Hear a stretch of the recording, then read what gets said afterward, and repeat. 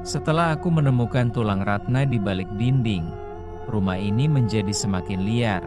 Udara di dalam lebih dingin dari luar. Tirai-tirai kini bergerak meski siang hari. Dan Dinda. Ia mulai berbicara dengan suara yang bukan miliknya. Aku tahu aku tak bisa melawan ini sendirian. Maka aku memutuskan untuk berbicara dengan satu-satunya orang yang tinggal paling dekat. Pak Rojak, tetangga di rumah sebelah. Ku ketuk pagar rumahnya. Rumah tua tapi masih dihuni. Tirai di jendela tertutup rapat, seperti rumahku. Assalamualaikum. Pak Rojak, ucapku, berteriak pelan. Tak ada jawaban, tapi aku dengar langkah. Di dalam rumah, aku ketuk lagi. Pak, saya Bagas. Yang baru pindah. Mau? Tanya soal rumah saya. Ucapku lagi, langkah itu. Berhenti, tak ada jawaban. Lalu, tirai di jendela kiri terbuka sedikit, tapi tak ada siapa-siapa. Aku merasa diperhatikan. Akhirnya, sore hari aku melihat dia keluar rumah. Kudatangi cepat-cepat, Pak Rojak. Mohon maaf ganggu. Bapak kenal dengan rumah tempat saya tinggal sekarang? Tanyaku. Rumah itu mestinya tetap kosong, jawab Pak Rojak. Terdiam, lalu menunduk. Kenapa, Pak? Tanyaku. Dulu, waktu saya masih kecil, ada wanita muda tinggal di situ. Namanya Ratna. Pembantu di rumah itu. Tapi suatu malam, dia menghilang. Katanya kabur. Tapi nggak pernah ada yang lihat dia keluar. Waktu itu nenekmu masih hidup. Orangnya aneh, jawab Pak Rojak. Jadi benar. Dia dibunuh. Tanyaku, kau sudah lihat dia? Tanya Pak Rojak. Gemetar, aku mengangguk pelan. Kalau sudah, cepat pergi. Jangan tunggu sampai kau atau anakmu dijadikan tumbal. Itu rumah bukan cuma berhantu, itu rumah tempat orang ditukar dengan yang mati. Kata Pak Rojak. Keesokan paginya, aku berniat menemui Pak Rojak lagi. Tapi rumahnya sunyi, pintunya terbuka sedikit. Kudorong pelan, Pak Rojak, panggilku, berteriak, tak ada jawaban. Aku ingin menjawab. Tapi jendela di ruang tamu bergetar sendiri. Tirainya bergerak cepat, seperti panik. Atau marah, dan untuk pertama kalinya terdengar suara ketukan keras dari dinding. Tok! Tok! Tok! Tok! Suara itu mengalir dari ruang tamu. Ke lorong. Ke kamar atas, dan berhenti di lemari tua di sudut ruangan. Aku buka lemari tua itu, dan menemukan sebuah papan kayu di bagian dasar. Aku congkel, dan di bawahnya, ada ruang kecil tersembunyi. Di dalamnya, ada kendi tanah liat dengan penutup kain hitam, benang merah yang sudah kusut, dan sebuah buku tua bersampul kulit bertuliskan aksara Jawa kuno. Ku bawa benda-benda itu ke meja.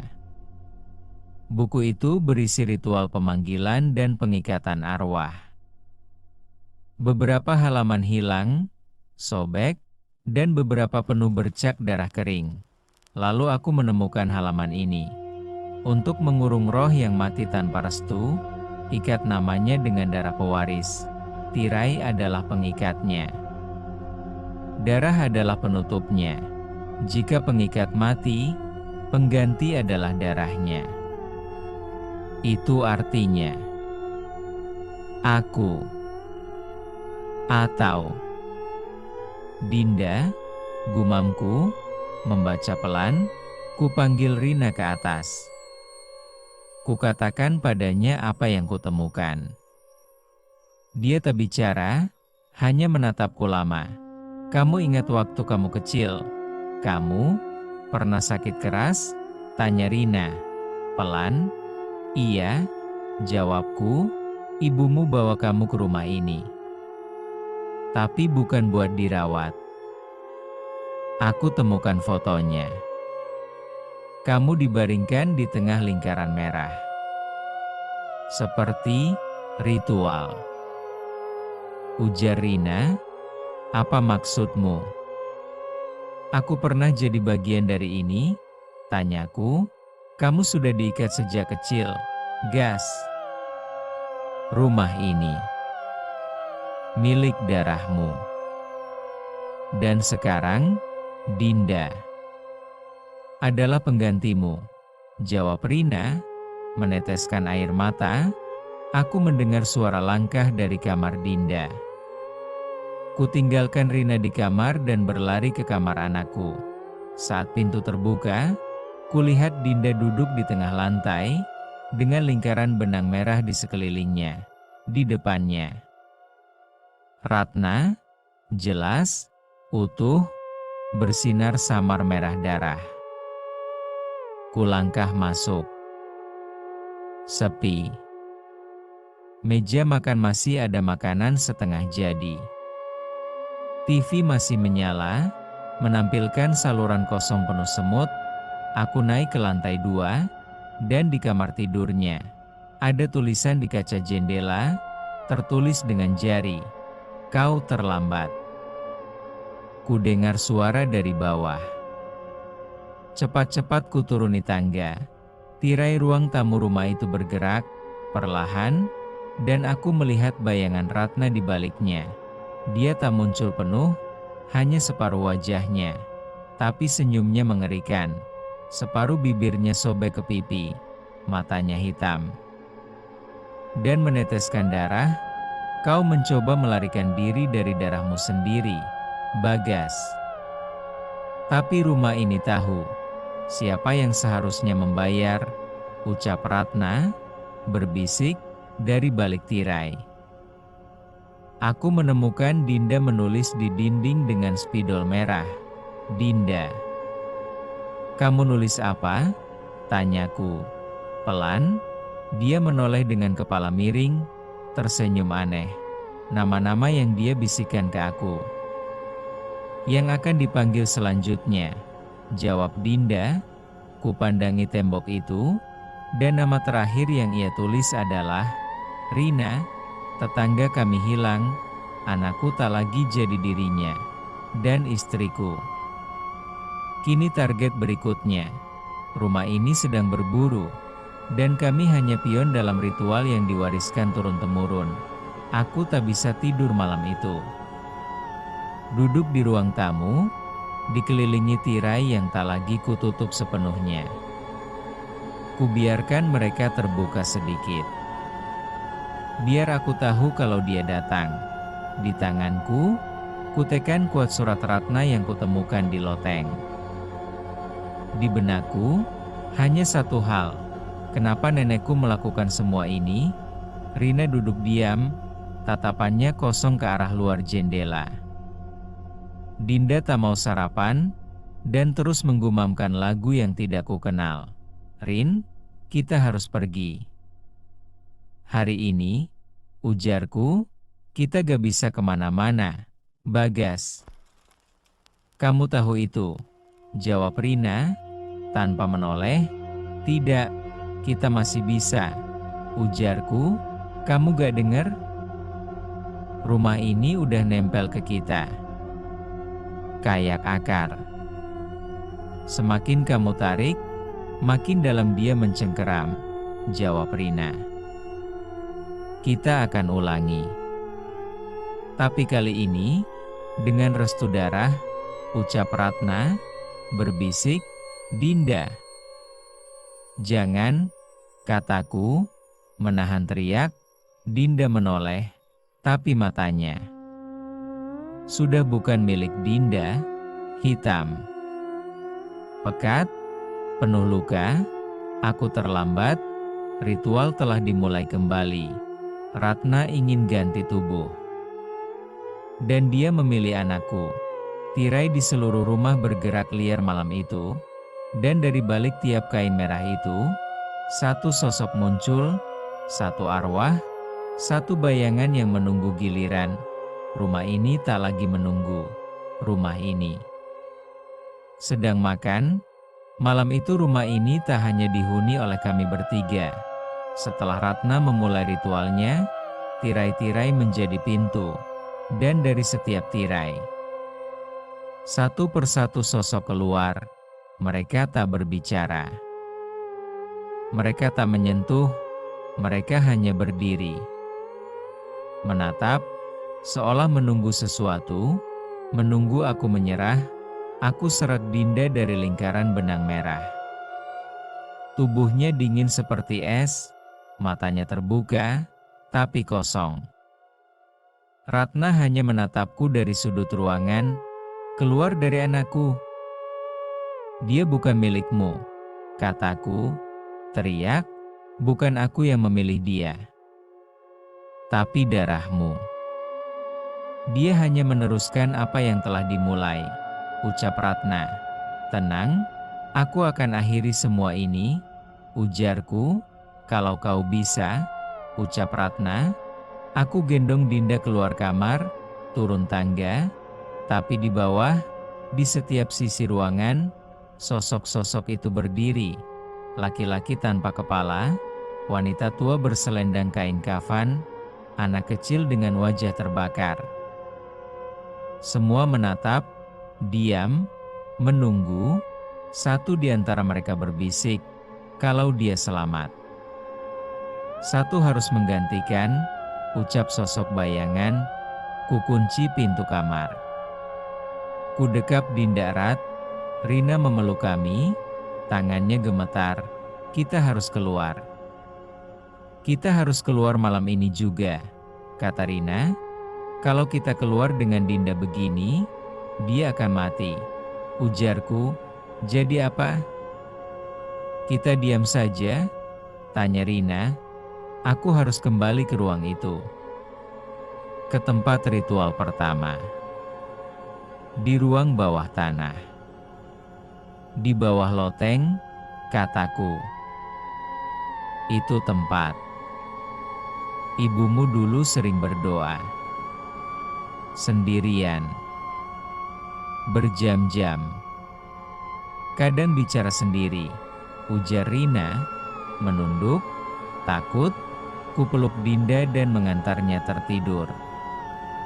Setidaknya untuk malam itu, lalu kubuka kembali jalan ke ruang bawah tanah yang tertutup dengan lemari berat dan paku karat. Suasana lembab. Bau darah. Dingin, dan tirai-tirai kecil tergantung di langit-langit, seperti penghalang di dunia roh. Di tengah ruangan, kulihat bekas lingkaran merah. Sudah pudar. Tapi auranya masih terasa. Aku berdiri di tengah. Mengambil kendi, tanah liat dan buku ritual lama. Kumasukkan beberapa helai rambutku sendiri. Darah dari luka di tangan, dan kuucapkan dengan lirik kata-kata dari halaman terakhir buku. Pangarep kang jini singurung jiwa, balekna menyang asale, aja nganti tumurun marang keturunane. Dan semua tirai di dalam rumah terbakar perlahan. Tanpa api. Tanpa suara. Tapi hilang, suara jeritan mulai terdengar. Ratna menjerit. Wajahnya retak seperti kaca. Sosok-sosok yang diam mulai memudar satu persatu. Anak kecil yang terbakar itu menoleh padaku dan berkata, "Terima kasih," ucap sosok anak. Rumah ini sunyi, terlalu sunyi. Tirai-tirai menghilang, ritual berhenti. Tapi saat aku kembali ke kamar, Dinda berdiri menghadap dinding, menulis dengan jarinya. Di dinding kosong yang dingin, dan ia menulis satu kalimat, "Satu masih tertinggal, kupikir semuanya sudah selesai." Tirai sudah lenyap, ritual terputus, darah telah dikembalikan ke tanah. Tapi Dinda menulis itu di dinding kamar, satu masih tertinggal. Dan sejak malam itu, ada satu ruangan yang terus terasa dingin. Meski tidak ada jendela, tidak ada tirai, tidak ada cahaya, ruang ibu, kamar yang dulu dipakai ibuku saat dia masih hidup, yang belum pernah kami sentuh sejak pindah. Aku berdiri lama di depan pintunya, Rina memegang bahuku. "Kamu yakin dia masih di dalam?" tanya Rina, pelan. Aku gak tahu siapa yang dimaksud Dinda. Tapi kalau ada satu yang belum pergi, mungkin itu dia, ujarku. Ku buka pintunya perlahan. Kamar itu gelap, tak ada jendela, tak ada suara, tapi di tengah ruangan ada kursi goyang, dan kursi itu bergerak pelan. Sendiri, di atas meja kecil, ada bingkai foto ibuku, tapi wajahnya dihapus. Kertasnya robek di bagian mata dan mulut, dan di bawah bingkai itu, sebuah catatan. Tulisan tangan ibu, isi catatan, "Ratna bukan yang pertama. Dia hanya yang paling keras menjerit. Aku harus kurung mereka. Tapi mereka tetap datang. Darahku tidak cukup kuat. Tapi darah cucuku bisa jadi segel yang sempurna. Cucuku, Dinda," ujarku membaca. Tanganku gemetar. Ibuku sudah tahu semua ini. Dia yang memulai, dia yang mengikat, dia yang menyerahkan Dinda. Dan saat aku menoleh ke kursi goyang, ibuku duduk di sana. Wujud ibu, hantu, wajahnya bukan wajah yang kukenang. Kulitnya pucat, urat-urat hitam menonjol dari leher ke pipi. Matanya kosong, tapi tersenyum. "Kamu melawan darahmu sendiri, Bagas," ucap ibu, suara dua lapis, serak dan berat. "Kamu menjadikan anakku tumbal. Kamu pakai tubuhnya untuk segel," ujarku, menahan amarah dan takut. "Aku ingin melindungimu. Tapi kau terlalu keras kepala. Sekarang, darah itu sudah terlalu dalam," ucap ibu. "Kamu yang belum pergi, ya? Kamu yang masih tinggal?" tanyaku. "Aku tinggal karena satu tugas belum selesai," jawab ibu. Dia bangkit dari kursi goyang. Bayangannya panjang di lantai, meski tak ada cahaya. Aku harus menyatu dengan Dinda. "Maka semuanya selesai," ucap ibu. "Tidak," ucapku, berteriak. Aku lempar kursi. Tapi tubuhnya hanya bergoyang. Bayangannya tetap diam, berdiri menatapku. Aku lari ke kamar Dinda. Dinda tidur. Tapi tangannya bergerak sendiri di udara, seolah menulis. Dinding kamar kini penuh coretan merah samar, aksara yang tak ku mengerti. Rina berdiri di pojok, menahan air mata. Dia bilang, "Nenek di dalam mimpi." "Diajak bermain, diajak pergi," ujar Rina. Lalu, suara kursi goyang di kamar ibu terdengar lagi. Krek, krek, krek, tapi kini lebih keras, lebih cepat, dan semua lampu di rumah padam. Satu belum pergi, dan itu bukan Ratna. Bukan arwah tak dikenal, tapi ibuku sendiri. Dia bukan lagi manusia, Dan dia tak mau pergi sebelum memiliki tubuh Dinda. Aku hanya punya dua pilihan, mengusir roh ibuku, atau membiarkan anakku jadi rumah berikutnya. Dan malam ini, aku harus memilih. Tak ada yang lebih berat daripada melawan darahmu sendiri. Selama ini aku kira Ratna adalah pusat semua teror. Ternyata dia hanya korban dari rantai panjang ritual kelam yang diwariskan turun-temurun. Dan di puncaknya, ibu, kupasang lilin di setiap sudut rumah. Rina memeluk Dinda di kamar.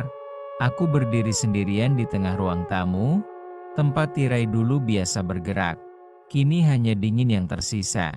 Tapi kehadirannya makin jelas. Aku tahu caranya. Di buku ritual, ada satu bab terakhir, pemisahan darah, ritual yang bisa memutus keterikatan roh dengan garis keturunannya. Tapi risikonya, darah akan melupakan darah. Langkah-langkah ritual, ambil rambut dari roh yang ingin diusir, kini milikku, milik ibu, bakar dengan api merah, dari lilin yang ditetesi darah pewaris. Bacakan mantra pemisah, dan siap hadapi tubuh tanpa jiwa. Aku ambil gunting, masuk ke kamar ibu yang gelap. Dia masih duduk di kursi goyang, senyumannya melebar seperti robekan wajah. Aku datang untuk mengakhirimu, ucapku, tegas. Aku yang memberimu hidup, Bagas, dan kamu akan membunuhku lagi? Tanya ibu.